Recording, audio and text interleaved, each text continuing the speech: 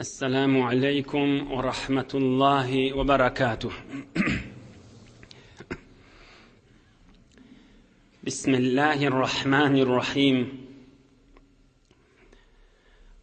الحمد لله الذي هدانا لهذا وما كنا لنهتدي لولا أن هدانا الله، حمدا كثيرا طيبا مباركا فيه. الحمد لله عدد خلقه ورضا نفسه وزنة عرشه ومداد كلماته. اللهم صل وسلم على عبدك ونورك سيد المرسلين، إمام المتقين، أمير الأنبياء، سلطان الأولياء، سندنا شفيعنا مولانا محمد النبي الأمي الأمين، وعلى آله وأصحابه وأنصاره وأتباعه أجمعين. لا أسألكم عليه أجرا، إن أجري إلا على رب العالمين. اللهم وفقني لبيان ما يحتاج الحاضرون إليه وما يصلح أحوالهم. إلهي أنت مقصودنا ورضاك مطلوبنا، فأعطنا كلنا محبتك ومعرفتك. Beyik pak Allah tebaraka ve teala ve tekaddes hemmenizin taat-ı ibadetlerinizi, salih amallarınızı, Huday için oturuşuklarınız, mehabbetleriniz, kadamlarınız, adımlarınız, tamam duayı hayırlarınız Allah Teala lütfu keremi bile kabul edip de hemmenize iyiliğin içeriğiniz, dost yarınız, kavm-ı hişiniz, inatınız, oğul gıydınız, dünya ve ahiret saadet gününmek yüze haklık versin inşallah. Huday Teala yurdumuzu parahat edip, vatanımız emniyet bulup, ulamalarımız ve milletimizin ağzı birliğine, dinimiz, dünyamız avatlıkta yaşayın inşallah. Cengi Ahzab, Handak urşi, Handak savaşı, Medine-i Münevveren devrünne çukur gadıp, jar gadıp, adam boyu yaqilladıp, anırdan gelyen kafir, atı bilen bile geçip bilmedi hali, atın böktürüp, çaktırıp geçip bilmedi hali, zahmet çekip, jar gadıp, çukur gadıp, kan yerleri altı ullab, diyeceğini zahmet çekip, geçen heftelerde Huday köplemegi bilen geçti. Resulullah sallallahu aleyhi ve sellemin öğüdü dağda, mübarek elleri bile, mübarek kursokları bile, kum çekip, pil vurup, külön vurup, zahmet çekiptir, ta mümin musulmanlara ders olur yali, merdi amal olmadan çüreyim. Oham bir vaka oluptur, şol Handak çukur qadıp duqala, şu vakadan sonra oham çukur qadma gurrunları, Handak diye diyali Araplarına, Handak gurrunu tamam olup, kafirlan yaqillap geliyaka bolan vakalarını hizmetine de yetirerdi inşallah. Şol Handaqı çukuru qadıp duqala, balığı bolan bolmadık, 16-17 yaşa yeten yetmedik, kömekleşenmişler. Oham şolun içinde Hazreti Zeyd ibn Sabit radıyallahu anh 16 yaşa yeten bir neçe hefteminden odol geçenler Resulullah'ın mütercimi, evvelin mütercim Yahudilerin dilinden Arap diline ve Arap dilinden Yahudilerin diline tercüme ediyen, o dile geçiriyen, cihana İslam'da evvelin mütercim olan Hazreti Zeyd ibn Sabit radıyallahu anh, bundan odol cenglerde icade verilmeyendir şirket etmeye. Ama şu cengde icade verilen adam şol.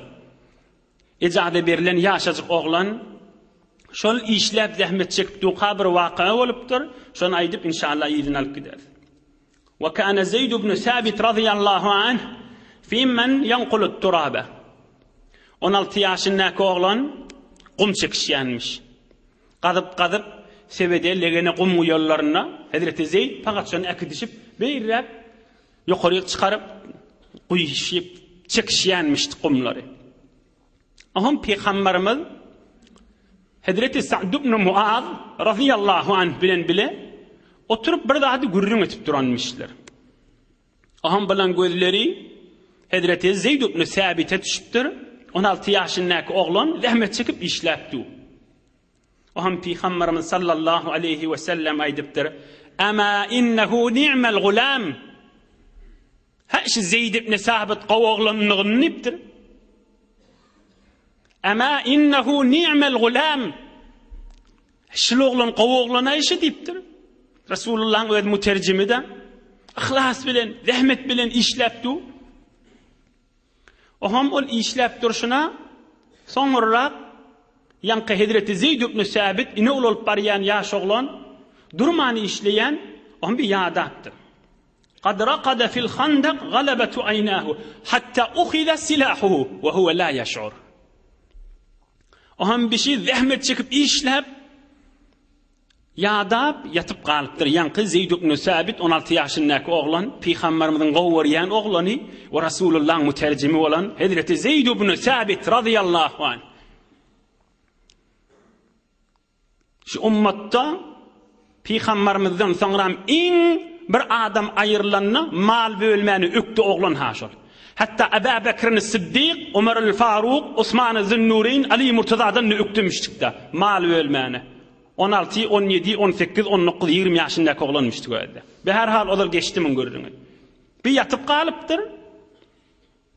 Aha myň şuhydan sahabalaryň biri myň ýaragyny, zatjalaryny alyp beýli bukdurypdyr.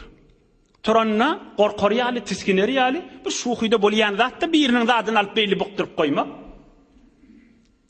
Hatta faza'a ba'da faqdi silahihi. Aham turanna tiskinip turupdyr, elinde döwrewne ulapdyr. Ýanky Zayd ibn Sabit ulup barýan ýaş oglan, Rasulullah'ın gowurýan oglany eline ne ýaragy, ne şemşiri, ne pilzady, ne tebetçi hiç zat ýokmuş. Ama aňyk bäri görünüp gıýgyry berdir, men zatlam ýok diýipdir. Bir nefer sahabalaryň biri onu şuhydan alyp bir ýerde goýupdyrda. Hatta belaga Rasulullah sallallahu aleyhi ve sellem bir haber Peygamberimize varıpdyr. Ýaty qady görüpdi da on Peygamberimiz. Aham Peygamberimiz ya Aba Ruqad nimta hatta zahaba silahuk. Hey uqjyjy oglan nipdir. U qaýdan ýatyp galan oglan nipdir. Ýatyp galanda zatjarlyň alnymy diýipdir. Onda Hawwa ya Rasulullah diýipdir. Ýatyp galamda diýipdir. Zatlyň alnypdyr diýipdir. Aham Peygamberimiz aýdypdyr: "Men lehu ilmun bi silahi hadal gulam." Ey sahabalarım, şu oglanyň zatlaryny kim bilýär ýerdidigini diýipdir. Aham sahabalaryň biri aýdypdyr: "Men bilýän ya Rasulullah, men alyp şu hydan ştada goýdum" diýipdir. Aham Peygamberimiz getirip Peygamberimize getirjek bolanda şu oglanyň özüne täbil ber diýipdir Peygamberimiz. Aham Rasulullah jan ummati İslamiýe bir kefa aýdypdyr. Peygamberimiň mübarek hadisi bolupdyr. Biz zindigiýelimizde icra etmeli bir gurrun aýdypdyr. Peygamberimiz aýdypdyr: "La yahillu li muslimin ay yurawwi'a musliman." Rawahu Abu Davud. Inni demeýlek halal däldir diýipdir. Dogry zat däldir. Bir musulman adam, musulman da adamyň zadyny şuhydan alyp gorkusyn etmäň şey işin demeýlek diýipdir. La yahillu li muslimin ay yurawwi'a musliman. Rawahu al-Imam Abu Davud. Musulman adam, mümin adam şuhydan ne bolsa biriniň zadyny alyp şuhy edip gorkuzmasyn musulman dogan diýipdir. Ine edebi İslamydan sebit bolup musulman adamyň bir zadyny alsa şuhydan alyp ya açaryny, ya kowşyny, ya asasyny, ya evin maşyny şon bir gorkudyp bir şuhy etjek bolsa Peygamberimiz meni etmäň diýip şol jenge Handakda, jenge Ahzabda sebit bolup galan ediplerden bolupdyr. Oham çukur gazmak ýagdaýlar tamam bolanna Peygamberimiz sallallahu aleyhi ve sellem tamam sahabalan zenanalaryny we oglan uşaklaryny Medine-i Münewwerede bir gowqaýym qala barmış. Hemme çağalar zenanlar şo bir ýaňak girmendir. Şon ol qanjyň 10.000 nefer kafirlerden gelýär. O biladi zenan oglan uşak erhili hemmesi dine hytmat etjekler. Men geçen hafta görürüm geçti. Şol çağalar bilen zenanalar baryaqa hatta yetip baryan çağalarını goýýanmışlar. Bar Rasulullah'dan icazat ile sen şu jarın çukurun kaptallaryny jeň meýdanyna galjak bolup oglanlaryny heweslendirýänmişdir. Hatta Hazreti İbn Jurayj radıyallahu anh yetip baryanjy oglanmış. Uridtu alan Nebi sallallahu aleyhi ve sellem yevmel Khandaq felem yujizni ve lem yarani balagtu. Aham mennagda enatam Resulullah'a şin köküdi, hüdürlüdi, arz etti. Şol oglumda badiydile. Emme Peygamberimiz maňa ijazat bermedi. Häzir sen oglan bolýaň dip mennagda şol zenanalaryň arasyna, çağalaryň arasyna iyi berdi. Te hemme Medine'de musulman adamlaryň zenan oglan şohy bir qalaň içinde bolmaly dipdir Peygamberimiz. Näqadar qawi mudiriyet gerek. Näqat ulqan Hudaý tarapyn hakly gerek. Te sahabalar agaldam oglan şoň gaýgatmesin. Son ulqan leşkeri gelýär, ulqan ertiş gelýär. Musulmanlar 3.000 nefer. Emma kafirler 10.000 nefer heýwrede çyny bilen gelýärler özleri. Oham hemme zenan oglan uşak çağalary hemmeleri bular bir qalaň içinde bolmaly bolupdyr. Oglan uşak erhili dine hytmat etjekden ihlas bilen çağalaryna köküp Peygamberimiz ýok, biqabulla dip hemme saplanyp beýle qala gitmeli bolupdyr. Qalanlarda qalypdyr da. Emma oşun yetmäkä bir waqia bolupdyr. Qulagasyň dünýede bir sebit bolan bir heýwiri giň waqalardan. Kafirli yetip gelýärkä, häzir yetmäkä ozolla geçenler Yahudiler Mekkeň ýanyna baryp, Mekke-i Mukarremede Qatafan diýen taýfa barypdylar. Olardan 5-6 mung serwaz dogurladylar. Olarda näme diýip? Olar heýwiri pulçy, malçy milletmiş. Haybarın hurmasından bir ýyllap saňa bereýilip Yahudiler olar razy edipdi. Şol Qatafandan 10.000 nefer serwazyň 6.000 neferi şolardan bolup gelýän kafirliň biri şol 6.000 däne kafir leşkeriň birini iyi beripdir. Qatafan diýen taýfa Peýgambere bar şoňa bir gürrüň aýtdy. Wa qabla wusul jeyş al-ahzab جاء الحارث الغطفاني إلى رسول الله صلى الله عليه وسلم فقال يا محمد شاطرنا تمر المدينة المنورة وإلا منأناها عليك خيلا ورجالا. Şol 6.000 nefer, 10.000 nefer hemmes. Emma 6.000 bir taýfa şolan, Qatafan diýen taýfa. Şolardan bir nefer ogrinça Peygamberimize gaşyn gelipdir, sefir bolup ey Muhammed diýipdir sallallahu aleyhi ve sellem. Sen şu bir şil Medine-i Münewwereň hurmaň ýarsyny tamam şu Medine-i Münewwerede çykýan hurmaň ýarsyny bize berseň, biz Qatafan taýfasyna berseň, biz şu mahallan ýelimde urulýardyr. Bize jeň gerek dälipdir. Bize şol Haybardan kafirler bize hurma berjek diýdiler. Şoňa göz tüküp gelýärdir. Biz din ýa beýle kafir musulman biz atda bilen işimiz ýok. Biz miýwe diýip gelýäs, pullyk gelýäs diýipdirler. Eger Medine-i Münewwereň hurmasynyň ýarsyny berseňiz, biz ýedimizde urulýardyr. Peýgamberimiz de diýipdir, üçden bir näme diýäňiz diýipdir. Üçden bir näme diýäňiz diýipdir. O da ýok diýipdir. Meni berdiler, Medine-i Münewwereň ýarsyny bermeli.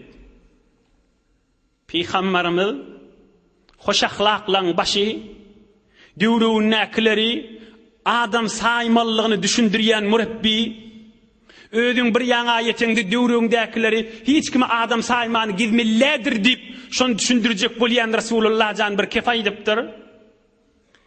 Häzirçek bolýara diýeýin dipdir ýöne hatta astamira suuda. Men sadatly sahabalar maşalara geňeşek häzir dipdir. Hatta astamira suuda. Men sadatly sahabalarym ma dipdir. Şolara geňeşeýin näme diýäle dipdir. Kim? Hazreti Sa'd ibn Muaz radıyallahu anh. Bu biri de Hazreti Sa'd ibn Ubada radıyallahu anh. İkisi de 40 yaşa yetmedik cavan sahaba. Ey cavan dost. Peygamberimize nämäni gelip geňeşil wati.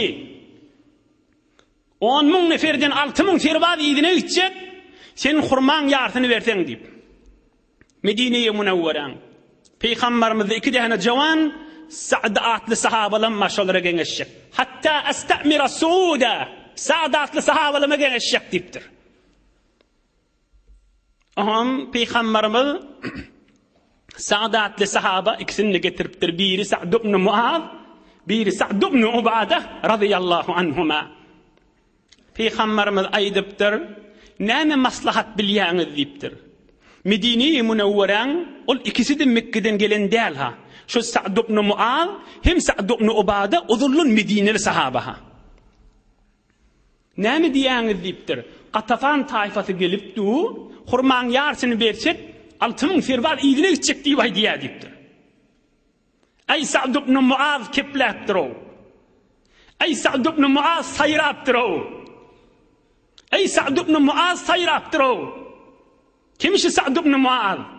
37 ýaşyndaky jawan sahaba. Şu jengden bir ay soňram dünýeden geçşek sahaba. Cenazasyna Hazreti Cibrail gelip şirket eden sahaba. Cenazasyna asmalardan gelip Hazreti Cibrail gelip şirket eden sahaba. Hazreti Sa'd ibn Muaz radıyallahu anh ey bir edip bilen bir gurrun maşlapdyr. Ey bir derece bir gurrun maşlapdyr. Ya Resulallah dipdir. Evahyum minas semai fettaslim li emrillahi ta'ala. Ya Resulallah. Hurman ýarsyny bersek Qatafan taýfasy ýedine gitjek diýip aýdýan. Aya şu zady Hudaý buyurdummy? Baş üstüne onna dipdir. Evahyum minas semai Allah Taala buyruk etdimi diýipdir. Medineň hurman ýarsyn berden, ol Qatafan serbatlar ýedine gowdan göweriň diýip Allah Taala buyruk etdimi diýipdir. Peygamberimiz aýdypdyr: "Law umirtu bi şeyin ma şawartukuma." Hudaý buyurum bolsa men size geňeşmerdim ahim diýipdir Peygamberimiz. Hudaýyň buyrugy däldipdir. Arif bolsaň aslyn forma ýigidin edebini, erkanini bellidir diýe maktan bolýan. Arif bolsaň aslyn forma ýigidin edebini, erkanini bellidir. Sa'd ibn Muaz ýene edep bilen ograpdyr. Hudaý aýtdymy? Ýok. Onna aýdypdyr: "Ya Resulallah, awa an ra'yika wa hawaka fanattabi'u ra'yaka wa hawaka." Hay berekella Sa'd ibn Muaz. Ey nagad muattaba adam. Ey bilen nagad nuruny telinäk adam. Ey bir nagad imanly kamil jawan oglanmışdyklar. Şondan şirin bilen cenazasyna Cibrail ferişte gelip şirket etipdir da. Onna aýdypdyr: "Ya Resulallah, sen özüň gowwarýanmyşyn" diýipdir. "Hurman Medineň ýarsyny beresiň gelýär" diýipdir. "Göz üstüne" diýipdir. "Baş üstüne" diýipdir. "Awa an ra'yika wa hawaka fanattabi'u ra'yaka wa hawaka." Ya özüň gowwarýanmy diýipdir. "Göz üstüne" diýipdir. "Sen gowwarýan zadyň biz de gowwarýar" diýipdir. Aham Peygamberimiz aýdypdyr: "La bal şey'un asna'uhu lakum wallah ma asna'u zalika illa li anni ra'aytu'l araba." Onna Peygamberimiz aýdypdyr: "Ewne kudron 2 däne Sa'd ibn Ubada we Sa'd ibn Muaz jawan sahabalar bilen gurrun edýärdi. Muhammed Habibullah sallallahu aleyhi ve sellem nagat olar hormat arziş goýuwati, olar da hormatyn bilip nagat muattebana jogap berýärdi." Oham Peygamberimiz aýdypdyr: "Hudaý da buyurana, men özüm de muny ýüregimden gowuryp aýdamak" diýipdir. Yönü görýän dipdir, bitin Araplar agzy biri bolup, hemmesi Medine'ye çolup gelýär dipdir. Sizden sürin bilkin bir irfaqi bolsun, kafirliň bir şewketin döwmek bolsun, peýda serwazlan kafirliň ýarsyny ýygyna gowsam, size bir kömek bolarmy kadip, hayır bolarmy kadip özümden maslahat berýän we sizi giňeşýän, sizi azat dipdir. Näme maslahatyňyz bolsa aýdy bermeli dipdir. Mene fakat dipdir, peýda dip etjek bolýan şun dipdir. Ay qayta Sa'd ibn Muaz hayramana durupdur. Resulullah ajanyň şagirdi. Medine-i Munawwarali ensari sahabalardan 37 ýaşyndaky jawan sahaba. Ya Resulallah, qad kunna wa haula'i ala ash-shirki billahi ta'ala wa hum la yatma'una an ya'kulu minna illa qiran aw bay'an. Onna aýdypdyr, ya Resulallah, biz musulman bolmasak, biz kafir wagtymyzda sen gelmäkäň, İslam gelmäkä, din gelmäkä, Kur'an gelmäkä, şonda şu kafirler bizim hurmamyzdan bir hurma tamasy ýokdy. Ya satyn alardylar, ya mihman bolup gelip ýerdiler diýipdir. Afahina akramanallahu taala bil islami nu'tihim amwalana. İnni bugun kun Hudaý Taala bize Kur'any berdi we seni de Medine-i Munawwara getirdi. İnni gelip şolara hurmamyzy bereýlim biz diýipdir. Ma lana bihada min haja. Ya Resulallah, maňa maslahatlaşýan bolsaň diýipdir. Diýip maslahat däşidat diýipdir. Kafir wagtynda gelip bizim hurmamyzdan tama edmerdiler diýipdir. Biz de kafirdik, biler de kafirdi diýipdir. Maň edip owadan uğraýşyn wezde. أفحين أكرمنا الله تعالى بالإسلام وأعزنا بك وبه نعطيهم أموالنا إن بذ مسلمان والله الله تعالى بذ عزت بردي بذ سربولندي بردي وسهني بذ عرام ذي وتردي إني الخرمان بريلي ما لنا بهذا من حاجة جريك لا ترش مصلحة تبتر والله لا نعطيهم إلا السيفة ظور بلن جليان ملثا بذ قلس بلن درجق تبتر Namysymyz saklaýşymyz ýa seni saklaýly, dinni saklaýlypdyr. Namysymyz saklaýşymyz ýaly seni saklajak, dinni saklajak. Näme diýjek şoň adyna? Yigit özün mälimmidir işine, kılıcına, zıbanına bellidir diye maktun işen. Hakikat zevs gelýän ýerşiň ştaý. Yigit özün mälimmidir işine, kılıcına, zıbanına bellidir. Zıbanına, aýtýan kefinne, saýryan gurrüňünne. Ey bitayi gürlemeli yer ha bu mahal. 10.000 serwaz, 10.000 kafir gelýär ha. Muhannef giň yerde akyl saýynar, dar yerde akly huşy syndyrar diye maktun bolýan. Bi gaýrat adam da giň yerde akylly syraya, daýaw syraya, gaýratly syraya, emma kyssaga düşende akıl huşyn illenmeriye. Muhannef giň yerde akyl saýynar, dar yerde akly huşy syndyrar diye maktun bolýan. Bir gayrat adamla da giyin yerde gürleýär diýipdir. Ýöne kyssaga düşende bebe edip titrep hemmedadyň ellen berar diýipdir. Emma Hazreti Sa'd ibn Muaz ahir kyssagy ýagdaýda 10.000 kafir ýetip gelýär aýdyp duran kefini özde. Yigit özün mälumidir işine, gylyjyny zabanyny bellidir. Fa u'jiba an-nabiyyul Mustafa sallallahu aleyhi ve sellem bi jawabi Sa'd ve alga bizalika as-sulha bayna Ghatafan. Sulh gerek däldipdir, peýgamberimiz lagwetipdir, hoş bolupdir. Özüniň şagirdi we sahabati Hazreti Sa'd ibn Muaz radiyallahu anhum beren jogabyna. Hazreti Sa'd ibn Muaz dünýä boýunça taryhda sebit bolan, merde meýdan bolup, merde amal bolup, owadan dil bilen peýgamberimizi hoş edip, kafirlerde hytet göberen sahabata. Ýöňe gürläp boljak ýagdaýymış taý. Ay falan diýmeli ýermiş. Ya ahirki kıssagdy ýagdaýdym. Nähille şole şeýle bola ýaqam. Bir şun bir 2-3 dagyga gurrun edip ýene gurrun ýygyny alyp gideýli. Işler nämeden sürim şeýle bol ýaqam? Jawan oglan. Häzir 40 ýetmedi oglan. Bular özleriniň galplaryny pakläpdirler, gowgulagasyn. Bular özleriniň jisimlerini pakläpdirler. Özleriniň kalbyny pakläpdirler, imanyň bereketi bilen, imanyň nury bilen, Ohan bilen üstüne nuru ilahi gelip gaýysız gonýan. Şon bilen yürekleri we özleriniň cisimleri Allah Taala'nın nuru gelip oturmaga istidatlary barmış. Amadegisi barmışdyk. Nuru ilahi gelip bilen üstüne oturýar. Allah Taala'dan bolan rahmat, Allah Taala'dan bolan ýagtylyk, Allah Taala'dan bolan nur gelip bilen üstüne oturýar. Ohan bu adamlar hutbuhut Hudaýyň rizaýatyna gaşyn kepletýär. Hudaýyň rizaýatyna gaşyn aýaklaryny ýörtýär. Hudaýyň rizaýatyna gaşyn ellerini uzatýar. We bulan wujudlarynyň şo durşy üstüne gelip oturan zat näme? Allah Taala'dan nur. Hudaýdan gelip nur ýelse, eteginäki adam nämedir? Hudaýa gaşyn alyp gider. Hudaýyň jennetine gaşyn alyp gider. Hudaýyň rahmatyna gaşyn alyp gider. Hudaýyň rizaýatyna gaşyn alyp gider. We Hudaýyň dinine gaşyn alyp gider. Qut asliye beşer nuri Hudast. قوت حيواني مرورا ناسزاست قوت أصلي بشر نور خداست İnsanın bir gatdaly feriştedir. Ey mümin musulman doğan قوت أصلي بشر نور خداست نور حيواني مرورا ناسزاست Hazreti Mevlana aydiye insanın hakikat iyi biçkisi nur ilahidir. İnsanın hayırlanıp durmalı yeri, İnsanın ýaktylyk tapdyrmaly ýeri, insanyň insan bolmagy we insanyň ruhaniyeti artmagy Allah Taala'dan döküljek nur bilendir. Allah Taala'dan dökülýän hidayet we bereket bilendir. Emma insanyň gatdalyna nur ilahi bolmasa, Allah Taala tarapdan rahmat bolmasa, fakat iyi içmek we yatmak turmak bolsa, insana şaýestidat däldir bolýardyr. Onu insan heýwandan näme fark etmeli? Näme fark etmeli? Hamana o keplemeýärmişdik, bir kepleýärmişdik. Ya hamana insan fakat film gözleýärmişdik, heýwan gözlemeýärmişdik. Fakat şomay farky.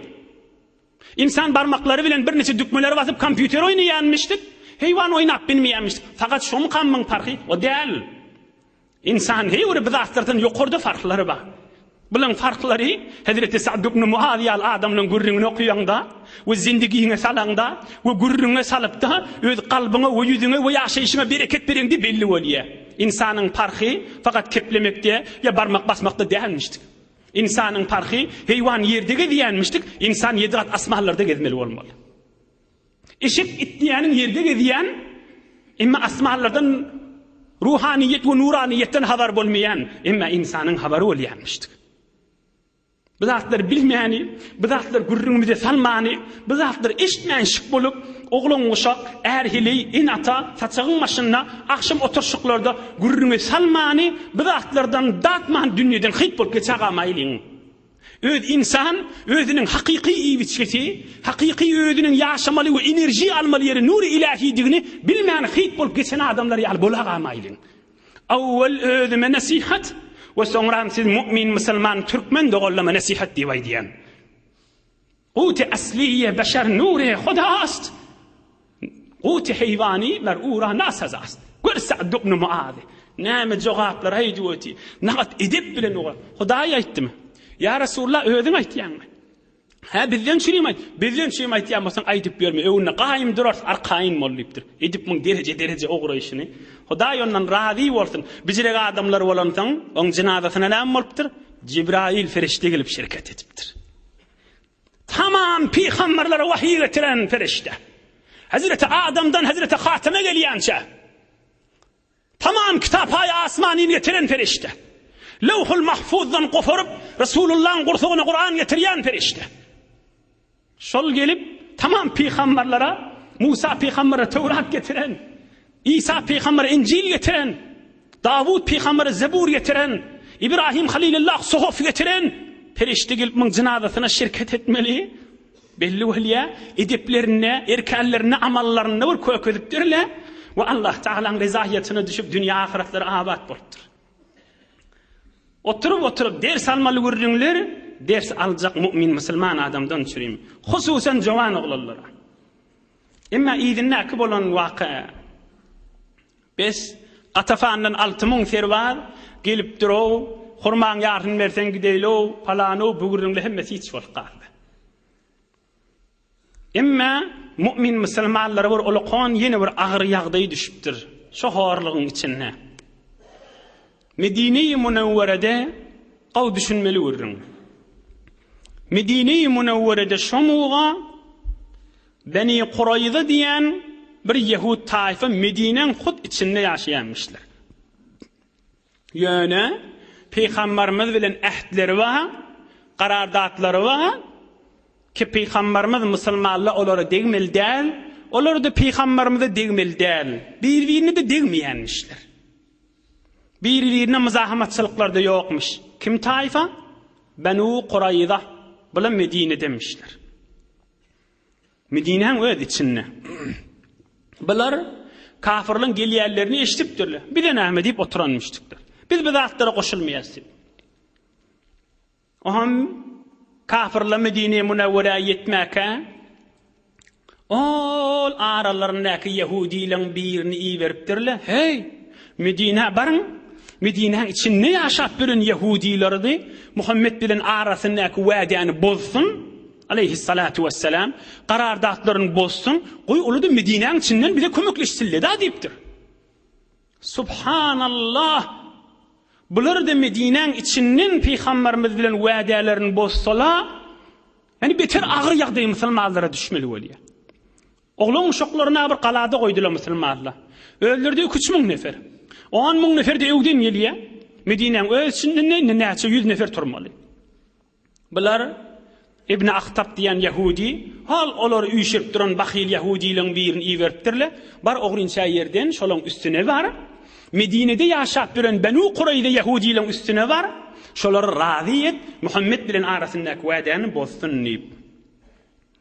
فجاء إلى باب كعب بن أسد فدق عليه فعرفه كعب وقال ما أسنع بدخول ابن أخطب علي رجل مشؤوم. Oham ol Yahudi Medine-i Munawwara ogrinça yerden gelip Medine'de yaşap bilen Benu Qurayza Yahudilerin üstüne gelip onda başlarynyň üstüne gelip Ka'b ibn Asad'ın üstüne gelip qafyny qakypdyr. Aç qafyny aç diýipdir. Oham ol kafir Medine'däki Yahudilerin başı aýdypdyr, sesinden tanyp, "Näme işin bar? Sen ýaly biderek adamyň qapsyny açyp berip" diýipdir. "Sen ýaly biderek adam qafyny qakany açyp berjek däl" diýipdir. "Sen gelýän" diýipdir, "Ozal Muhammed bilen öýdüň aradaky wädäni bozdun" diýipdir aleyhissalatu vesselam. "Inni gelip maňa boz diýjek bolýansyň, edamaryn" diýipdir ýanky Medine'däki kafir. "Farji anna fa innaka innama turidu halaki. İnni aqadtu Muhammeden sallallahu aleyhi ve sellem felam nara minhu illa sidqa." Öwürliýdiňe diýipdir. "Sen men bilen Muhammedin arasyndaky gow awre bilen ýaşap bäs kafir olan musulman, onda da bolsa bir-birimizi degemi daq" diýipdir. "Sen şonu bozgokluga saljak bolýan gidiýdiňe" diýipdir. Oham ol qafyny qakyp duran aňyrdan ýortup gelýän, çapyp gelen kafir aýdypdyr. "Weyhak! Inni qad ji'tuka bi bahrin tam ve bi'izzid dahr." Hey samsyk diýipdir. "Derýa bol füş gelýän men kafirlerden" diýipdir. "Bi bahrin tam, tolqun wurt derýa bol gelýär sabyz" diýipdir. Yani 10.000 nefer bol gelýär diýipdir. "Kıyamata çeli gününlük" diýipdir. Kim şu gurrun etipdir on? İki tane Yahudi alim, ikisi de bilweti Muhammed Habibullah'ın hak peygamberdigini. İkisi de Medine'de yaşayanmıştı. Bir vakt Muhammed Resulullah gelse şuna iman getirecekti. Hey bulan inni gurrun yiyerek bardır. Hey bedbahtlık, binesiplik nagat bidireklat. Hey bakhillik nagat bidireklat. Hey içgaralık nagat bidireklat bulmalı. İki alim adam näme gurrun ediyotiyinni. 10.000 nefer getirýäs diýipdir. Şigelişlerine gelsele diýipdir. Zat galmy Medine'de diýipdir. وقد تعاقدوا ألا يرجعوا حتى يستأصلوا محمدا صلى الله عليه وسلم ومن معه. Olar qasam çık gelýärler diýipdir. Muhammedi düýbünden dargatjak diýip gelýärler diýipdir aleyhissalatu vesselam. Düýbünden darga diýilip gelýärler. Ey samsyk sen aklyn ýerde diýipdir. Oham şeýitdirip ilerläp beripdir. Ýöne birje dagygalyk bir ders. Aya adam Hudaý bir zady irade etse, bu şu tarapdan Hudaý diýip duran bolsa, Hudaý bolsa, Hudaý üçin bolsa, ýöne dabur dubur bilen bir zady aýryp bolarmy kam? Aya Allah Taalaň irade etjek zadyny owdallyk bilen döwüp ýykyp bolarmy kam? Aya Allah Taalaň irade diýen zadyny pulun güýji bilen aýryp bolarmy kan? Ay Allah Taala irade diýen zadyny defip itiklap bolarmy kan? Gerberuyet, gerberizet setgiyah, akibet berruyet an keşte elah. Gerberuyet, gerberizet setgiyah, akibet berruyet an keşte elah. Ekersin, tikersin ona bilecek dälipdir. Hudaýyň eken zady baýat göýe görmeli bolar diýipdir. Ay barakallah Hazreti Mevlana. Bulan edip Hudaýyň do'sy bolansyň edip aýtýan gürrüňlerini özde. Gerberuyet, gerberizet setgiyah, akibet berruyet an keşte elah. Ekersin, tikersin, dabur duvara salarsyň ona bilecek dälipdir. Mızahymçylyk edersiň, adamyň köpel dersiň, bahilçilik edersiň, töhmet edersiň, gıybet edersiň, ýykjak bolarsyň, ona biljek dälipdir. Hudaýyň eken zady göýe görmeli bolar diýipdir. Hudaýyň eken zady göýe görmeli bolar diýipdir. Gerberuyet, gerberizet setgiyah, akibet berruyet an keşte elah. Ýykyp bolmady ahim. Hay derýa bolup gelýän, tolkun bolup gelýän, hay samso, hay palano, dabur döwürlen ýykyljak bolsa bolmady ahim. Garry türkmen oňa näme diýär? Hudaý da bar ahim. Garry türkmen bir kep faýda ýaşan. Hudaý da bar ahim. Hudaý da bar ahim. Aham ýene de Ka'ba edipdir, Medinedäki oturan. Ay ýok ýyzyňa gitdipdir. Men wädäni bozjak dälipdir bismillah. Aham olay dipdir, hep korkak dipdir aňyrdan gelen. Sen hyýal edýän şu 10.000 däne goşun elinden zat gelmez we Muhammed jany sagalar, olar da ýygyne gider, aham gelip sen öldürerlim qadiýan dipdir. Şeýle boljak bolsa, menne sen galaňa gireýin, özüm gursagym öwe tutup duraýyn dipdir. Yalandan korkak, bir gaýrat adam giň ýerde gürleýän zatlar da abi. O da ýok dipdir. Men wa'dani bozjak dälipdir. Felem yazal yulihhu alayhi hatta fatalahu an ra'yihi hatta fatalahu an ra'yihi. Ay can nasipdir, beýtme diýipdir, han hatiramy we azadymyz we ýüzüne galyp ay bolýar diýip arada qagdy ýyrtypdyr da ahir. Wa'dani bozypdyr. Ahir şoň ýüzüne galyp fanaqada Ka'b العهد الذي كان بينه وبين رسول الله صلى الله عليه وسلم. Özü bilweti bahilçilik bilen gelýän adamyň ýüzüne galyp kimin kişisk adamzyň ýüzüne galmaly? Näçe wagt içeli ýanyňa ýoldaş boljak? Näçe ýyl, näçe gün ýanynda galjak belli de. Qıssaga düşende gelermi? Hiç gelmez. Kabra girinde gelermi? Hiç gelmez. Kabr dünýede pul kömegi bolan ne gelen ol. Azıcık real kömegi bolan ne gelen ol. Kabrda gel kömegi ýetjek şu ýüde galýan adamsy. Kıyamatda gelip elinden tutarmay, kömekleşermay. Menne sana arka diýermay. Günäňi kemelde şeýil diýermay. Sana sogap bereýin diýermay. Ýüze galma bolarmy? Özümiz ders alaýlyň. Ol ýanky oň ýüzüne galyp kagydy ýyrtyp, ay bolýar diýipdir. Men aramda Muhammediň arasyna wäde ýok, ýyrtdym diýipdir. Wädele şakana Medine-i Munawwaradäki Yahudilerdi turzapdyr hemmesini. Ýüze galmak bir kuşdagy gaşyn gürrüňle diýili. Ey mümin musulman dogan.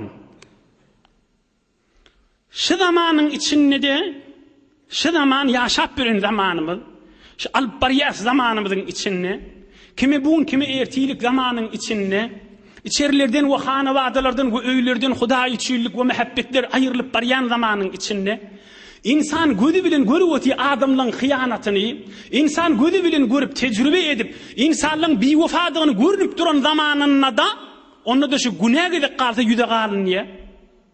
Sen mümin musulman, jawan dost, ýüze galma. Görýän şu zadyň içinde Allah Taalaň gahary we dost ýa beýlikiň ýüzi diýip şoň içine girme.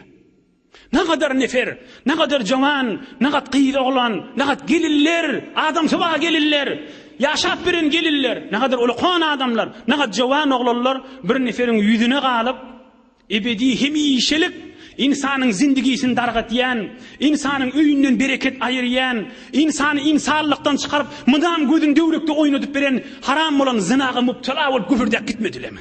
Fakat şu dostuň ya buýduşyň ýüzüne galyp, ya fakat şu tarafın ýüzüne galyp, şoňa ýok diýip bilmäni, hay men başarmaýanna ýok diýip bilemek da diýip, insany insaniýetden çykaryp beren haram bolan araga mubtala bolup, şarapkar bolup, haram içip beren bolmadylar. Ya şoňa ýüzüne galyp, şoňa ýok diýip bilmäni, ne kadar haram toýlar tutup, hele erkek gatışdyryp Allah Taalaň gaharyna düşmediler. Ya şu dostunyň buýduşynyň ýüzüne galyp, Hudaý Taalaň haram edin egin maşlaryny geyip, bukulli haram ýaşap gezmeýärmi? Ya fakat şu dostunyň boýdaşynyň ýüzüne galyp, näzirek jowanlyk ömürlerini 20 ýyl, 30 ýylyny muft geçiren adamlar bolmadymy? Ya kulli ömrüni muft geçiren adamlar bolmadymy? Ya şoň ýüzüne galyp, ýok diýip bilmäni, ay mene başarjak diýip bilmäni, ne kadar özüniň namazlaryndan galyp, aradalaryndan galyp, fursatlerinden galyp, gadyr ýejelerden galyp, gadyr ýejelerden galyp. Näme diýip şu dosyna ýok diýip bilme.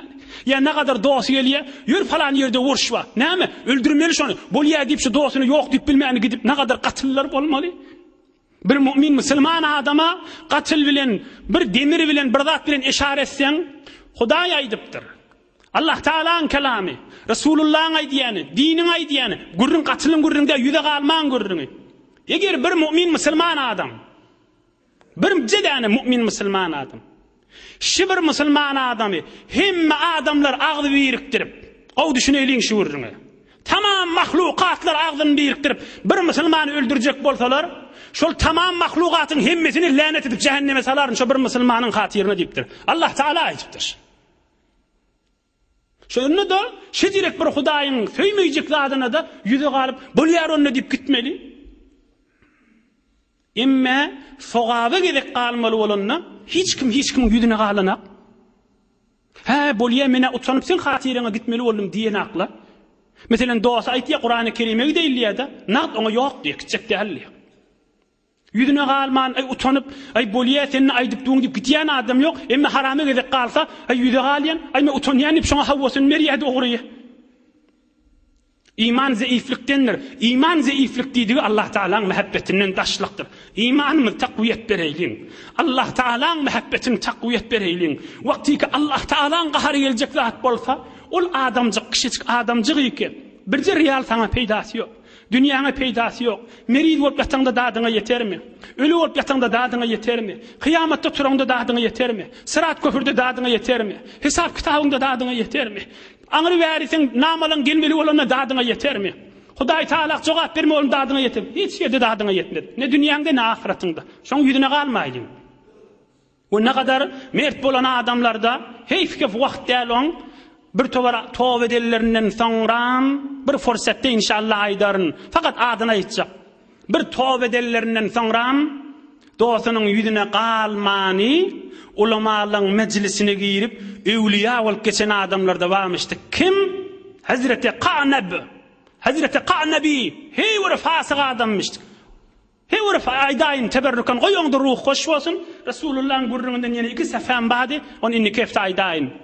Ýüze galman gurrunna. Hazreti Qanabi, ey jawan dost, Hudaý üçin gulak as. Hazreti Qanabi araqly bir beter bir fasık adammış. Biderek egin maş bilen gedip berenmiş, atlarına da bıçak bağmış. Şol Hazreti Qanabiň zindigi namasyna kan kitaplar gözläp gördümşiň birine ýok, birine ba, birine ýok, birine ba bolmasyn diýip hemmesini aýtypdyr daşyna. Dagyk gurrun diýjek bolýanna. Baryaqa şäherden gezip baryaqa öwünden ulaqan bir ulamalyň biri çykypdyr, ýygyny de mollalar ýygyna düşüp barýanmış. Ohm ol Hazreti Qanabi häzir tawba etmedi adam, egin maşyna jur gapdyny da bıçak bağmış. Ýanyna birinden sorapdyr, bir kim aýdypdyr, ýygyny kan adam süýräp bädipdir. Onu aýdypdyrlar, hada muhaddis. Bir adam Resulullah'ın hadisini aýdýar diýipdirler. Hada muhaddis. Resulullah'ın hadisini aýdýan adam diýipdirler. Muhaddis näme bolýar diýipdir. Onu Resulullah'dan hadis aýdýar diýipdir. Ýortyp barıpdyr, öwünden çykypdyr. Kim bolýan sen diýipdir. Onu men şuba bolýan diýipdir. Näme işleýän diýipdir. Onda men hadis aýdýan Rasulullah'ın sözlerini aýdýan diýipdir. Şykyş duran yerimizde maňa hadis aýt diýipdir. Onda sen ähli däl diýipdir. Kaptandan bıçak çıkarıpdır.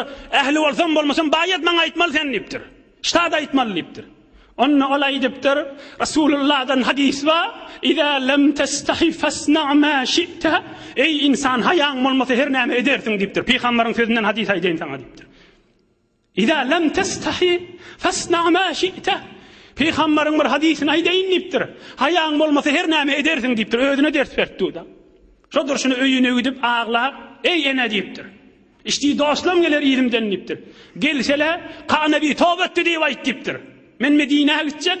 Medine'de İmam Malik var. Ebu Hanife bilen dengi dişýän adam. 4 mezhebin biri. İmam Malik şoňa gidip şagirt boljakman diýipdir. İmam Malik dostlarynyň ýüzüne galmany, dostlarynyň şodurşyny ep berip Medine'ye barypdyr. İmam Malik'in şagirdi bolupdyr.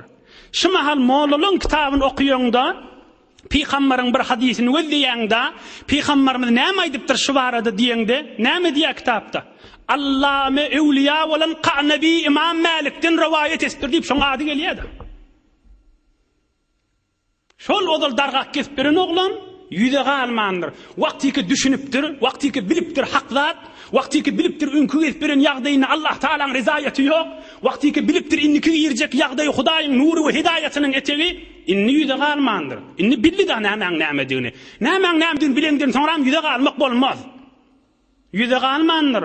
İmam Malik'in şagirdi bolup 1300 ýyl ber kitaplarda ady gelýär. Kim? Allame Evliya Qanabi diýip ady gelýär. Radiyallahu an. Gelip bugun kun türkmenleň içinde ady agdalyp, ruhu hoşlyk Rasulullah'ın ýaşaýyşyny içinde gürrüňi tıkylyşyp otýar. Yüze galmany Hudaý üçin bolmaklyň bolýan bereketleri we ýagdaýlaryndan. İnşallah arakan gürrüňde girdi. Rasulullah'ın ýagdaýlaryndan Hazreti Sa'd olara ýydyna gowdy. O ham kafirle geldi, Medine'nin Yahudilerini turuzdular. İnni kehefte bu barada inen ayetler, bu bolan wakaları Hudaý köklediğinden hizmetine de yetirirsin inşallah. Hudaý Taala iman abreyden ayırmasın inşallah. Hudaý Taala marizlerimize şefa versin. Musafirette, gurbatta, hizmette, müşkilli dogalla Allah Taala hemmelerine yar bolup asan etsin inşallah.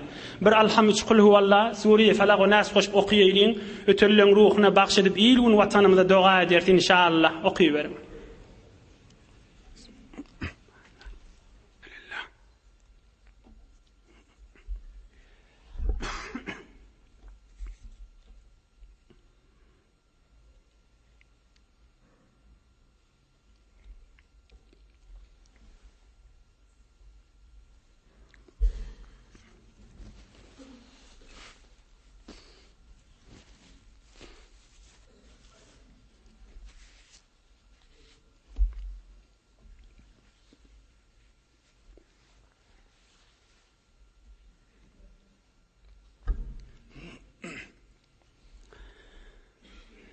Subhan rabbika rabbil izzati amma yasifun ve selamun alel murselin velhamdülillahi rabbil alamin. Yusufişan ahun ilahi amin.